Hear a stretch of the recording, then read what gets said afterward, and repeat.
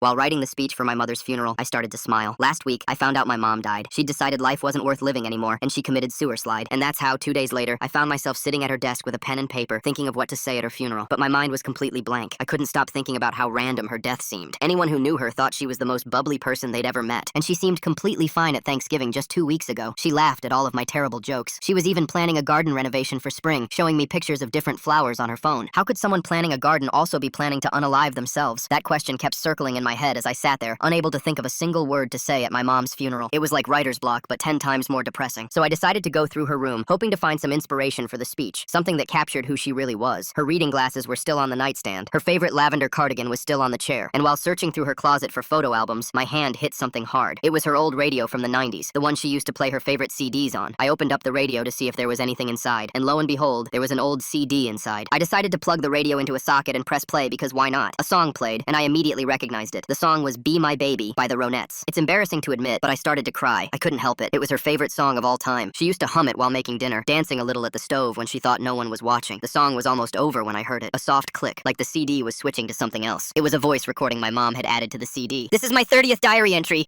I need to say this somewhere. Her voice sounded tired, like her energy was drained. I haven't felt real joy in 10 years. It's been 20 years of pretending everything's fine. 20 years of fake smiling. I'm so exhausted from having to pretend everything's okay all the time. My hands started shaking with grief. I hated myself for not knowing my mom struggled so much. My mom's voice recording kept playing. People think I'm happy because I laugh at the right times and say the right things, but on the inside I feel depressed. She paused, and I could hear her begin to cry. The last time I felt truly alive was on Tommy's, 8th birthday. We were in the kitchen making a chocolate cake. The cake was so ugly, but it didn't matter because we were having fun. There was flour everywhere. There was even frosting on the ceiling somehow. And Ain't Gonna Let Nothing Break My Stride by Matthew Wilder was playing in the background. She paused to blow her nose. Then Tommy grabbed my hands with his little sticky fingers and we danced right there in the mess, both of us covered in cake batter with him standing on my feet. I was laughing so hard. That was 20 years ago. I'm 48 years old and I've been waiting 20 years to feel that happiness again. I'm so tired of feeling nothing. Sometimes I'd rather die than live another day. Anywho, that's all I have to say. Thanks for listening, I guess. Click. The recording ended. Silence filled the room. I stumbled back to the desk and sat on the chair, completely frozen. I wanted to write the funeral speech to distract myself from the heartbreak I felt, but I still couldn't think of anything to say. That's when it happened. The next song started playing on the CD. Last night I had the strangest dream. I sailed away to China in a little rowboat to find ya. It was Ain't Nothing Gonna Break My Stride. The same song she described from her memory. The last time she felt happy. That's when I started to smile through my tears, because I finally understood. She left the CD where she knew I'd find it. She wanted me to know the truth. I started writing the speech straight away. I talked about how depression convinces you that sadness is permanent, but it's not. It never is.